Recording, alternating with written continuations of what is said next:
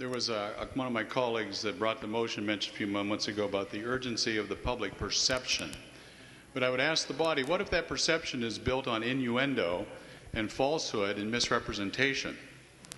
Is that a public perception we should drop everything for and accommodate in a moment's notice here? Let me tell you what I'm talking about. We had this discussion a few weeks ago in Ways and Means. It's the first time I heard the bill.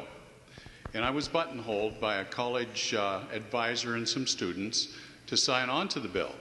And I said, this is the first time I've heard it. I need to understand the constitutional implications and what you're asking us to do.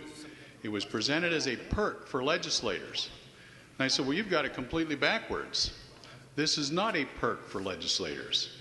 This is a protection for our districts. In case we screw up, our districts are not unrepresented down here, in spite of how irresponsible we might be, and most of us are not, and never have been. Never have been. But here's what really got me. About 2 hours later, I got a call in my office from my mayor, who said, we're getting calls at the police station in Shakopee saying that a legislator had used the card here in the past couple weeks, and that the Shakopee police stood down and let the legislator go. And so I called my chief and said, what's the story, Jeff? And Jeff said that, well, I just got a call that said a legislator from Shakopee used his card when he was pulled over on suspicion, and we let him go.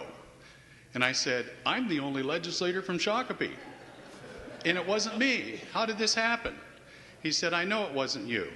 Furthermore, in Shakopee, there actually is a procedure, and I don't know if I'm speaking accurately, but if a patrolman pulls over somebody of note or where there could possibly be trouble, they notify the duty sergeant who writes it down. There is no written report, and no duty sergeant remembers anything ever happening like this in Shakopee in the last 3 years, let alone the last 3 weeks. Now, I got to tell you, is there an urgency here? Yeah, I'm urgent. I'm torqued because my name has now been dragged into this. My city that I represent has been dragged into it, and the whole thing has been a misrepresentation. I'm not prepared to vote to suspend the rules and declare an urgency until I get an apology and until this body understands where that rumor came from. Thank you, Mr. Speaker, for letting me get that off my chest.